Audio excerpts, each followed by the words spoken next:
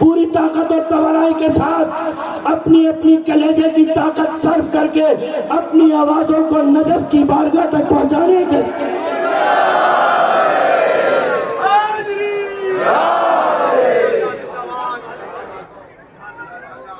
آپ نے میری جوانی مجھے پلٹا دی.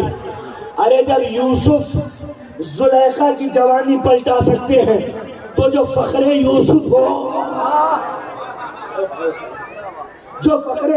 ہو تو فرق کیا ہوا ان میں جن کو اللہ حکومت دے اور ان میں جن کو اللہ ملک عظیم عطا کرے. جن کو حکومت ملتی ہے نا آزادارو سننا، میری بہنیں بھی سن رہی ہیں، آخری فرد تک یہ پیغام دینا چاہتا ہوں سمانہ کی اس مقدس سرزمین سے کہ جن کو اللہ ملک عطا کرے اور جن کو حکومت عطا کرے ان میں فرق کیا ہے. حاکموں کا دربار جب تک چھلکتا رہتا ہے درباریوں سے، جب تک حاکم زندہ رہتا ہے. ہائے ہائے ہائے، ادھر حاکم کی آنکھ بند ہوئی، نہ ہٹو بچوں کی آوازیں، نہ اٹھنے والے ہاتھ، نہ عزت ہے، نہ توقیر ہے، نہ تعظیم ہے، نہ تکریم ہے. دربار خالی ہو جاتے ہیں، محل بوسیدہ ہو جاتے ہیں، شبستان کھنڈرات میں تبدیل ہو جاتے ہیں. لیکن جن کو اللہ ملک عطا کرتا ہے ہزاروں سال مرنے کے بعد بھی آج بھی ان کا دربار درباریوں سے چھلکتا رہتا ہے.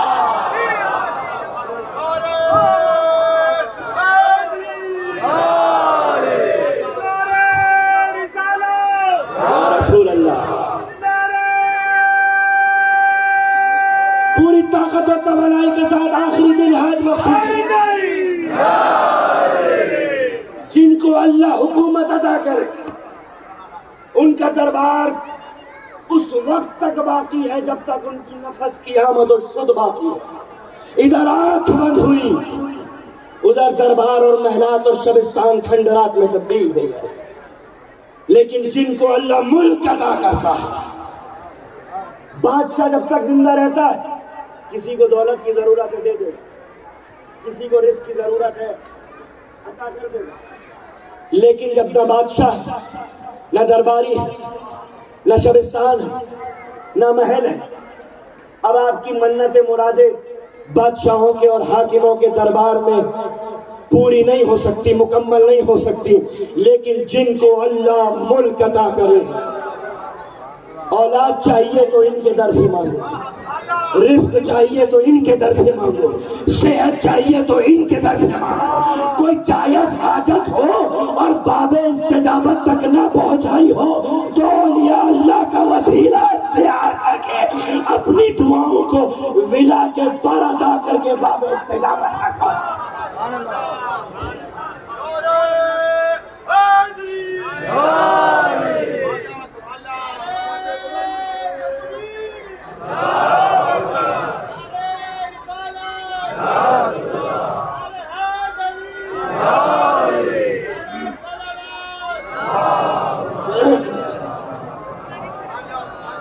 اللہ جن کو ملک عطا کرے، ام یحسدون الناس علی ما آتاہم اللہ من فضل فقد آتینا آل ابراہیم الکتاب والحکمت وآتیناہم ملکا عظیما. ہم نے آل ابراہیم کو کتاب، حکمت اور ملک عظیم سے سرفراز فرمایا. یہ ملک عظیم کیا ہے؟ یہ ملک عظیم وہ ہے کہ سر پہ تاج نہ ہو مگر سجدوں کے نشان میں وہ ہیبت ہے کہ بادشاہوں کے تاج جس کے سامنے کانپنے لگے. نہ ہٹو بچوں کی آوازیں، نہ بھیڑ، نہ مجمع، نہ سپاہی، لیکن ہیبت وہ کہ اگر پہنچ جائیں دربار میں تو بادشاہوں کو مجبوراً تعظیم کے لیے کھڑا ہونا پڑا. جن کی چہرے کی تمکینت، جن کی چہرے کی تجلیاں ایسی تابناک ہے کہ بادشاہوں کے تاج پھیکے پڑ جائیں، افسردہ ہو جائیں ان کی پیشانی کی تابندگی اور درخشندگی کے ساتھ. جن کو اللہ ملک عطا کرے. جرم کیا ایک مجرم نے، چوری کی مجرم نے، لیکن علی کا چاہنے والا تھا، محب تھا، جانثار تھا، شیعہ تھا۔ جرم تو ہو گیا مگر ضمیر کی آواز نے کٹگھرے میں لا کر کھڑا کر دیا۔ مولا کائنات کے سامنے جا کر اقبال جرم کرتا ہے۔ مولا کہتے ہیں سوچ لے، سمجھ لے، اگر تو اقبال جرم کرے گا تو مجھے حد جاری کرنی پڑے گی۔ سر جھکا کے کہتا ہے مولا میں تیار ہوں ہر اس سزا کے لیے کہ جو آپ جاری کریں، کیونکہ میں نے جرم کیا ہے۔ علی کا شیعہ وہ ہوتا ہے، چاہنے والا وہ ہوتا ہے جو معصوم تو نہیں ہوتا، لیکن اگر اس سے خطا ہو جائے تو ضمیر کی آواز اس کو کٹگھرے میں لا کر کھڑا کر دے گا۔ نادم ہوتا ہے شیعہ اپنے گناہوں کا۔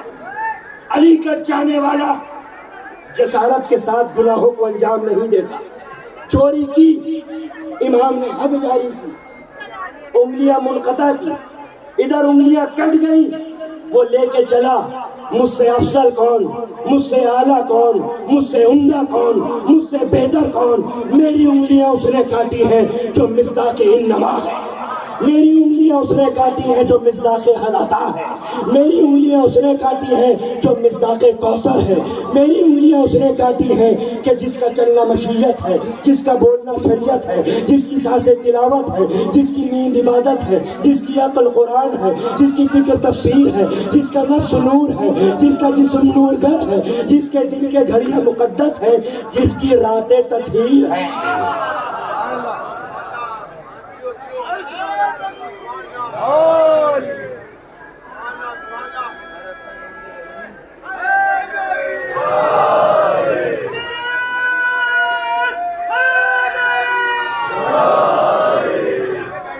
میری انگلیاں اس نے کاٹی ہیں، لے کے چلا۔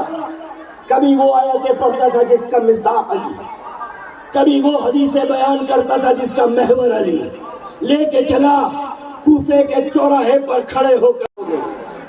حکومت کے کارندے آ کے کہتے ہیں مولا وہ جو صبح جس کی انگلیاں کاٹی تھی، شام ہو گئی، زبان نہیں رک رہی، زبان نہیں تھک رہی، آپ کی تعریفیں کر رہا، آپ کے قصیدے بیان کر رہا، آپ کے مناقب و فضیلت و عظمت و بلندی اور نسبت کا اظہار کر رہا۔ مولا نے کہا اسے طلب کیا جائے، بلایا گیا، کہا میں نے تیری انگلیاں کاٹ دی اور تو ہے کہ میری تعریفیں کر رہا، میرے قصیدے پڑھ رہا، میری عظمت بیان کر رہا۔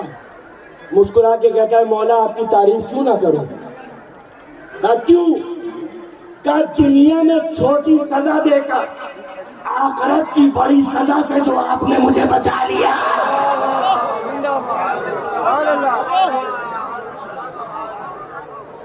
دنیا میں چھوٹی سزا دے کر آخرت کی بڑی سزا سے آپ نے مجھے بچا لیا۔ امام نے کہا وقت آ گیا ہے کہ تجھے بارگاہ ولایت سے کچھ عطا کیا جائے۔ کہا اپنی کٹی ہوئی انگلیاں تو دے۔ اس نے اپنی کٹی ہوئی انگلیاں مولا کے ہاتھوں پر رکھی، مولا نے ہر اس انگلی کو وہ اسی مقام پر رکھا جہاں سے قطع کی تھی۔ نہ تکلیف تھی، نہ لکیر تھی، نہ لہو کے قطرات تھے، ہاتھ ایسا ہی ہو گیا جیسے صبح کا پورا دربار آنکھیں پھاڑ پھاڑ کر اس منظر کو دیکھ رہا تھا۔ کسی نے آگے کہا مولا جو صبح کیا تھا وہ کیا تھا، اب جو کیا ہے یہ کیا ہے؟ سننا مولا کے چاہنے والے یہاں پہ بیٹھے ہوئے، جناب مشہد علی کے چاہنے والے یہاں پر بیٹھے ہوئے، ہماری آوازوں کو وہ سن رہے ہیں۔ کہتے ہیں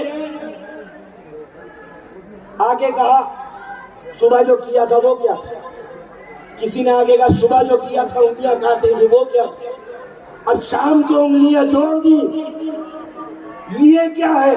مولا نے مسکرا کے کہا سننا زیادہ، مولا کہتے ہیں جو صبح کیا تھا وہ جرم کی سزا تھی، اب جو کیا ہے وہ محبت کی جزا ہے۔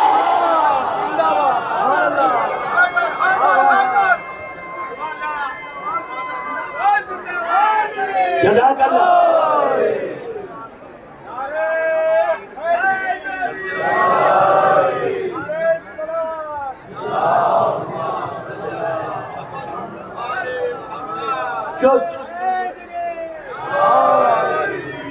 جو جو صبح کیا تھا وہ جرم کی سزا تھی، جو صبح کیا تھا وہ جرم کی سزا تھی، اب جو کیا ہے وہ محبت کی جزا ہے۔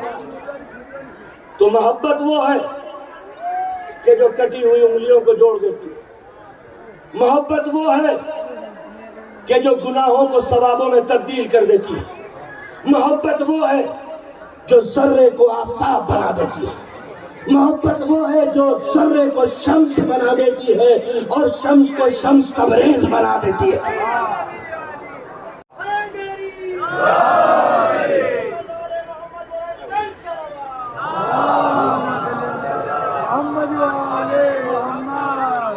امام نے دولت دیکھ کے کہا اچھا یہ ساری دولت آج سے تھی، اور یہ کہہ کے حاکم شام کی طرف نظر ڈال کے کہا میں فاطمہ کا بیٹا ہوں، یعنی جتنی دولت تو مجھے علی کا بیٹا، فاطمہ کا لال اور رسول کا فرزند سمجھ کے دیتا ہے، اتنی دولت تو ہم اپنے جوتیاں بنانے والے کو دے دیا کرتے ہیں، اتنی دولت تو ہم اپنی جوتیاں بنانے والے کو دے دیا کرتے ہیں۔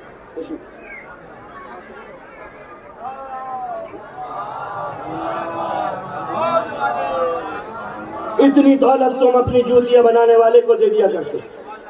پھر امام نے کہا سن، یہ جو دولت میں نے تجھے دی ہے اس میں سے تیرا حق نہیں، تیری اس مومنہ زوجہ کا بھی ہے جس نے تجھے یہ مشورہ دیا تھا کہ امام کے لیے لکڑیوں کی جوتیاں تیار کر۔ اب اگلا جملہ عبرتناک ہے مولا، یہ ہے صاحب ملک جن کا اقتدار اس دنیا سے لے کے اس دنیا تک ہے، جن کی حکومت اور مملکت اس دنیا سے لے کے آخرت تک۔ امام نے یہ دولت دے کے کہا غریب موچی یہ مت سمجھنا کہ یہ جو دولت میں نے تجھے دی ہے یہ جوتیوں کی قیمت ہے، نہ یہ جوتیوں کی قیمت نہیں ہے جو میں نے تجھے دی ہے، جوتیوں کی قیمت علی کا لال تجھے روزے محشر عطا کرے گا۔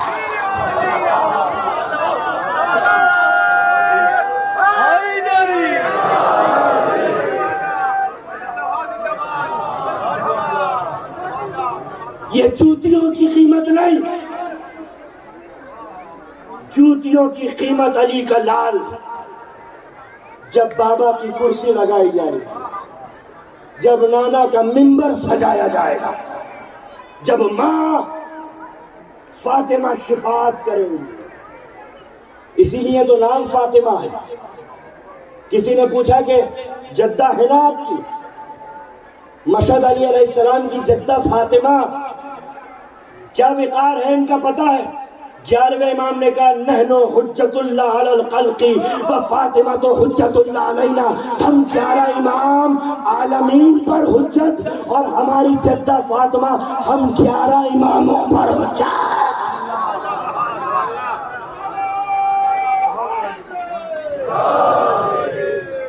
جو فاطمہ زہرا حسن مصطفیٰ پر بھی حجت ہے، جو فاطمہ زہرا حسین شہید پر بھی حجت ہے۔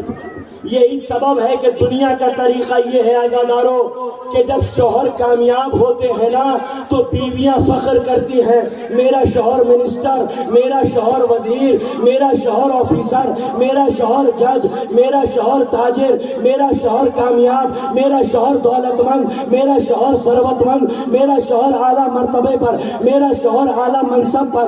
دنیا کا طریقہ یہ ہے کہ جب شوہر کامیاب ہوتے ہیں تو بیویاں فخر کرتی ہے، مگر تاریخ بشریت میں فاطمہ زہرا وہ واحد خاتون ہے کہ جس کے علی جیسے شوہر نے فخر کیا کہ میں فاطمہ کا شوہر۔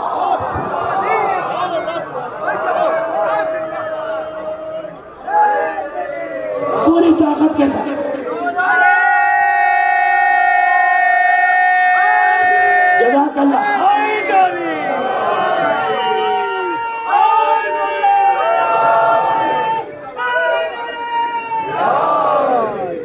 دنیا کا طریقہ یہ ہے کہ جب شوہر کامیاب ہوتے ہیں تو بیویاں فخر کرتی ہیں، لیکن یہ واحد تاریخ بشریت میں وہ خاتون ہے کہ جس کے علی جیسے علی شوہر نے، علی جیسے علی شوہر نے فخر کیا، میں فاطمہ کا شوہر، میں بطول کا شوہر، میں زہرا کا شریک حیات۔ یہی سبب ہے کہ غریب شام نے علی کو خط لکھا، اس میں اپنے خاندان کی جعلی فضیلتوں کا اظہار کیا، اس میں اپنے خاندان کی خود ساختہ فضیلتوں کا اظہار کیا، اس لیے کیونکہ خدا ساختہ فضیلتیں اور ہوتی ہیں اور خدا ساختہ فضیلتیں اور، خود ساختہ فضیلتیں اور ہوتی ہیں، خدا ساختہ فضیلتیں اور ہوتی ہیں۔ حاکم شام نے خود ساختہ فضیلتوں کا اظہار کیا، امیر المومنین نے اس کا جواب دیا، کہتے ہیں سبقتکم الی الاسلام ترا مقرب النبوت بطنی امی۔ مولا کہتے ہیں تم کل کے مسلمان مجھ علی پر سبقت لے جانے کی کوشش، سبقتکم الی الاسلام ترا مقرب النبوت بطنی امی۔ تم کل کے مسلمان، وضاحت کر دوں، چور دروازے سے داخل ہو کر صحن اسلام میں بیٹھ کر مسلمانوں کی رضا اوڑھ کر اپنے آپ کو صحابیت کا جعلی سند دینے والے، تم کل کے مسلمان مجھ علی پر سبقت لے جانے کی کوشش کر رہے ہو۔ سبقتکم الی الاسلام ترا مقرب النبوت بطنی امی۔ حالانکہ علی وہ ہے جس نے اس وقت نبوت کی گواہی دی جس وقت وہ اپنی ماں کے شکم میں موجود۔ 1 2 4 3 1 2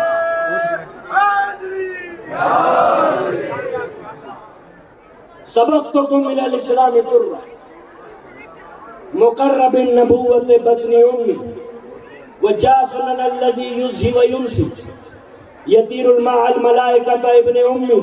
اور وہ جو جنت کی فضاؤں میں صبح اور شام اپنے پروں کے ساتھ، ملائکہ کے ساتھ، فرشتوں کے ساتھ پرواز کرتا ہے، وہ جعفر تیرا نہیں علی کا بھائی ہے۔ جعفرنا الذی یضحی ویمسی یطیر الماء الملائکۃ ابن امی۔ اب مولا فرماتے ہیں، چھوڑ رہا ہوں سارے مصرے، مولا کہتے ہیں بنتی محمد سکنی و عرسی، میں فاطمہ کا شوہر ہوں، میں بطول کا شوہر ہوں، میں زہرا کا شریک حیات ہوں۔ پوری نظم پڑ جائیے مولا کی۔ مولا نے فخر کیا ہے لیکن کہیں یہ اس بات پر فخر نہیں کیا کہ میں نبی کا داماد ہوں، فخر کیا ہے تو اس بات پر کہ میں فاطمہ کا شوہر ہوں، یہ نہیں کہا نبی کا داماد ہوں، کیونکہ علم غیب کا مالک جانتا تھا کہ مورخ کا بکا ہوا قلم نہ جانے کس کس کو داماد بنا دے۔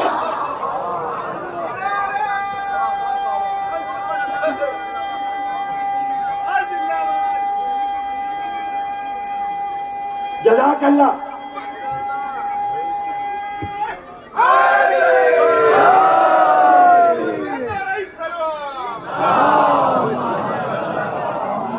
منبر کی بلندیوں پر جانے کے بعد کہتا ہے لوگوں خدا کا شکر ادا کرو کہ آج حق اپنے مقام پر پہنچا۔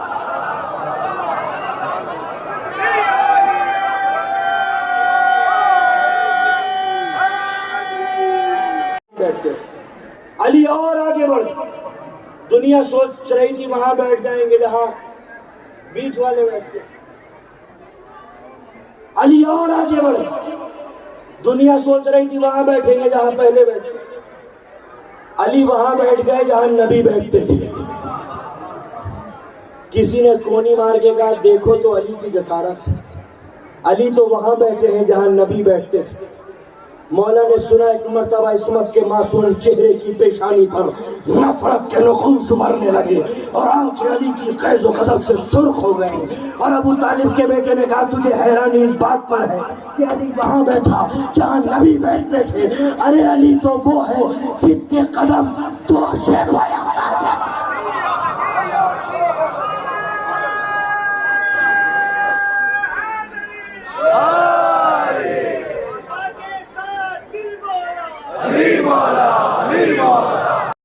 اللہ آپ کو صحت دے، اللہ آپ کو سلامت رکھے، کربلا میں دو ہی لوگ ہیں ان کو تو سرمایہ نظر آتے ہیں، ایک ابو طالب کا سرمایہ، ایک فاطمہ زہرا کا سرمایہ۔ جتنے علی ہیں کربلا میں وہ ابو طالب کا سرمایہ، جتنی فاطمہ ہیں کربلا میں وہ جناب زہرا کا سرمایہ۔ عزادارو، یہ کربلا آل رسول کی فکر کی معراج کا نام ہے۔ یہ کربلا جس میں گھر لٹ گیا جناب ابو طالب کا۔ میں شکریہ ادا کرنا چاہتا ہوں تمام عزاداروں کا اور مومنین اور مومنات کہ جو یہاں پر تشریف لائے، درگاہ کی کمیٹی کا، تمام ممبران جنہوں نے یہ پروگرام منعقد کیا۔ یقین کریں کہ جناب مشہد علی علیہ السلام کی وہ شان ہے کہ اگر پورا ہندوستان بھی یہاں پر جمع ہو جائے تو نہ کافی، لیکن جو شہرت اس پروگرام کو حاصل ہوئی، میں ابھی امریکہ اور یورپ ہو کر یہاں پر آ رہا ہوں، ان ممالک میں اس پروگرام کی شہرت، اور جو لوگ واقف نہیں تھے کہ ہندوستان کی سرزمین پر علی کا لال مدفن ہے، اس پروگرام کے ذریعے ان کو بھی پتہ چل گیا کہ یہاں پر ایک ایسی مقدس ہستی ہے کہ جس کے نور کی تجلیاں پوری کائنات کے اندر بکھری ہوئی۔ عزادارو، ہم خوش نصیب ہیں کہ ہم اس سرزمین پر بیٹھ کر جناب مشہد مقدس علی کی بارگاہ میں بیٹھ کر حسین کا ذکر برپا کریں۔ مگر کتنے مظلوم تھے وہ کہ کربلا کے بعد جن کو حسین پر رونے نہ دیا گیا۔ ہاں عزادارو، حسین نے بیعت نہیں کی، سمجھ میں آتا ہے۔ عباس جیسا شیر بیعت نہ کرے، سمجھ میں آتا ہے۔ علی اکبر جیسا چڑیل جوان بیعت نہ کرے، طاغوت کی سمجھ میں آتا ہے۔ حسن کا وارث طاغوت وقت کی بیعت نہ کرے، سمجھ میں آتا ہے۔ جعفر طیار کے پوتے اون محمد بیعت نہ کرے، سمجھ میں آتا ہے۔ لیکن 4 برس کی سکینہ بیعت نہ کرے۔ نام نہیں تھا سکینہ، نام تھا فاطمہ۔ تسکین کا سبب سکینہ، کبھی عباس کے پاس، کبھی علی اکبر کے پاس، کبھی قاسم کے پاس۔ ارے وہ سکینہ جو شب عاشور گھر بھر کی محبت کا مرکز بنی رہی، آج روز عاشور دنیا کی نظریں بدل گئی۔ اب سکینہ کے ہاتھوں میں باپ کا دامن ہے، حسین پیچھے ہٹتے چلے جاتے ہیں۔ سکینہ کے ہاتھوں میں بابا کا دامن مختصر ہوتا چلا جاتا ہے۔ حسین نے کہا میری بچی یتیموں کی طرح زندہ رہنا۔ 4 برس کی بچی پلٹ کے پوچھتی ہے بابا یتیم کس کو کہتے ہیں؟ کہا جب رخساروں پر تماچے لگنے لگے، جب کانوں کی بالیاں اتر جائیں، جب سر کی ردا چھن جائے تو سمجھ لینا یتیم ہو گئی۔ عزاداروں، وہ وقت عصر جب سیاہ آندھیاں چلی، فرات کا پانی اچھلا، زمین میں زلزلہ آیا، کسی ظالم نے سکینہ کے تماچا مارا۔ سکینہ تڑپ کے کہتی ہے کیا میرا بابا مارا؟ جزاک اللہ، جزاک اللہ۔ ارے کیا میں یتیم ہو گئی؟ میر انیس کہتے ہیں چلاتی تھی قربان ہو بیٹی چلے آؤ، ننھا سا میرا دل ہے میرا دل نہ دکھاؤ، مر جاؤں گی بابا نہ مجھے چھوڑ کے جاؤ۔ ارے میں مرتی ہوں بابا مجھے صورت تو دکھاؤ۔ بابا کو قسم دے کے بلاتی تھی سکینہ، سر پیٹتی پیچھے چلی جاتی تھی سکینہ۔ اللہ آپ کی بیٹیوں کو سلامت رکھے، اللہ آپ کی بچیوں کو سلامت رکھے۔ مگر حسین کا تو گھر اجڑ گیا۔ عزادارو، جب اللہ نے مجھے بیٹی عطا کی نا تو 14 محرم تھی، 14 محرم تھی۔ میں نے اپنی بیٹی کا نام حسین کی بیٹی کے نام پر سکینہ رکھا۔ جب میری بیٹی بڑی ہونے لگی نا عزادارو، اور میں مجلس پڑھنے کے لیے گھر سے باہر جاتا تھا، تو یہ ننھی منی بچی دوڑتی ہوئی آتی تھی اور میرے قدموں سے لپٹ جاتی تھی۔ عزادارو، جن کو اللہ نے بیٹیاں عطا کی ہے نا، بیٹیاں رحمت ہوتی ہیں، زحمت نہیں ہوتی۔ عزادارو، جن کو اللہ نے بیٹیاں عطا کی ہے نا، وہ جانتے ہیں کہ جس وقت ننھی منی بچی باپ کے قدموں سے لپٹ جائے، باپ کے لیے یہ گھڑی بڑی مشکل ہوتی ہے کہ بیٹی کو اپنے سے جدا کر کے گھر سے باہر جائے۔ وہ جانتا ہے باپ کہ شام کو پلٹ کر گھر آ جائے گا، مگر بیٹی کو سینے سے ہٹانا بڑا مشکل ہوتا ہے۔ اے حسین، ہماری جانیں قربان ہو جائے، تو نے سکینہ کو جدا کر کے کہا، اے میری سکینہ، یتیموں کی طرح۔ اب حسین جانتے ہیں کہ حسین کبھی لوٹ کر نہیں آئے۔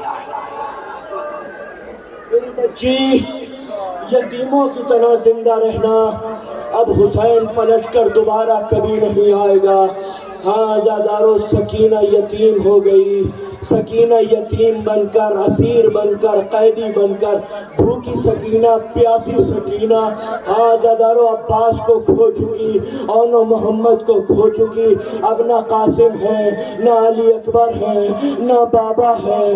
ہاں عزادارو، چلی سکینہ چلی۔ ہاں عزادارو، جب کوفے پہنچی نا، تو ایک مرتبہ جناب زینب سے سکینہ نے کہا، پھوپھی اماں، اب سانس نہیں لیا جا رہا مجھ سے، ارے تھوڑا سا پانی۔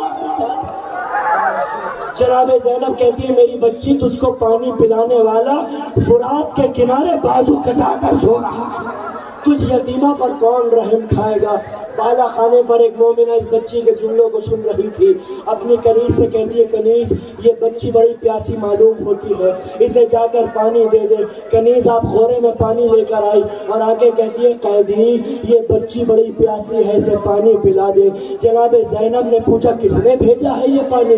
کہا، بالا خانے پر میری مالکن نے یہ پانی بھیجا ہے۔ سن سکو گے عزادارو؟ ایک مرتبہ جناب زینب نے کہا، لے جا اس پانی کو اور کہہ دینا، عرب کے شریف کبھی اس غذا کو قبول نہیں کرتے جب تک میزبان سامنے نہ ہو۔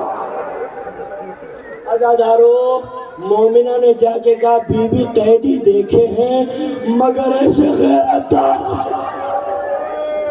ایسے غیرتدار قیدی ہیں۔ مومنہ نے سر پہ ردا رکھی، آپ خورے میں پانی لا کر کہتی ہے، بی بی، یہ بچی بڑی پیاسی ہے، اسے پانی پلا دے۔ جناب زینب نے کہا، سکینہ پانی پی لو۔ سکینہ کے ہاتھوں میں ٹھنڈے ٹھنڈے پانی کا لمس محسوس ہوا، نہ جانے کس کس کی یاد آ گئی ہوگی۔ ہائے میرا چچا ابا، ہائے بھیا علی اکبر، اے قاسم و نواز، ارے اسی پانی کی اجرکم اللہ۔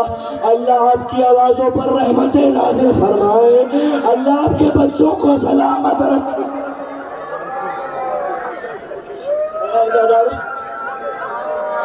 مومنہ کہتی ہے، بیٹی دعا مانگنا،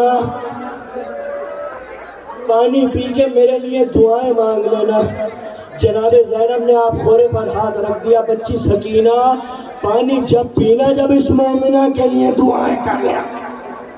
سکینہ کہتی ہے، مومنہ کون کون سی دعائیں تیرے لیے مانگوں؟ وہ مومنہ کہتی ہے، بیٹی دعا مانگ، میرا شوہر پردیس گیا ہے، میرے بچے یتیم نہ ہو۔ سکینہ نے ننھے ننھے ہاتھوں کو آسمان کی طرف پلٹ کر کے کہا، اے یعقوب سے یوسف کو ملانے والے، ارے اس مومنہ کا شوہر خیریت کے ساتھ پلٹ آئے، اس کے بچے یتیم نہ ہو۔ اور کون کون سی دعائیں تیرے لیے مانگوں؟ مومنہ کہتی ہے، بیٹی دعا مانگ، جیسے تو یتیم ہوئی ہے ایسے میرے بچے یتیم نہ ہو۔ سکینہ نے یہی کہہ کے دعا مانگی، پالنے والے جیسے میں یتیم ہوئی ہوں، اس مومنہ کے بچے یتیم نہ ہو۔ کون کون سی دعائیں مانگوں؟ مومنہ کہتی ہے بیٹی دعا مانگ، اللہ وہ گھڑی جلد نزدیک لائے جب میں مدینے جا سکتا۔ مدینہ کا نام سنا تو زینب چونکی، کون ہے تیرا مدینے میں؟ کہا تم کیا جانو، تم تو غیر ملکی ہو۔ ارے ہم مسلمانوں کا سب کچھ مدینے میں ہے۔ خدا سلامت رکھے حسین کی ڈیوڑی کو، خدا سلامت رکھے علی اکبر کی جوانی کو، خدا سلامت رکھے عباس کو، خدا سلامت رکھے سکینہ اور علی اصغر کو۔ ارے جب مدینے جاؤں گی تو اصغر کے لیے تحفے لے کر۔ زینب نے طلب کے کہا اے ام حبیبہ، ام حبیبہ کانپنے لگی۔ اے قیدی تجھے میرا نام کیسے معلوم؟ اور ایک بات کہوں، نہ جانے کیوں تیری آواز میری شہزادی زینب سے بہت ملتی۔ جناب زینب کہتی ہے ام حبیبہ اگر زینب کو دیکھے گی تو پہچان لے گی، زینب کو دیکھے گی تو پہچان لے گی۔ ام حبیبہ کہتی ہے کنیز تھی میں، کنیز۔ ارے علی کی بیٹی نے مجھے سردار بنا دیا۔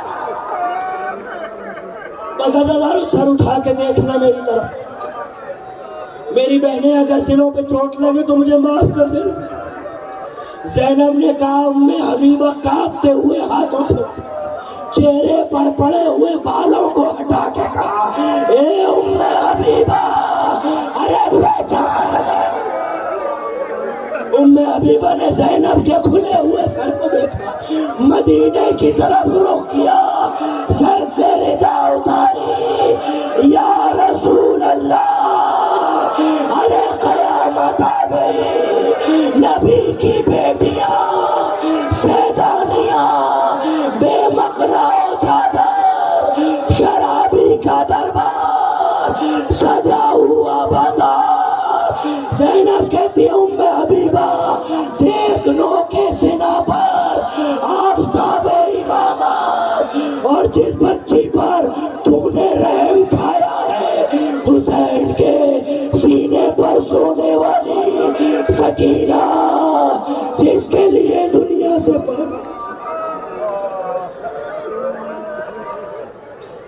سيعلم الذين ظلموا أي منقلب ينقلبون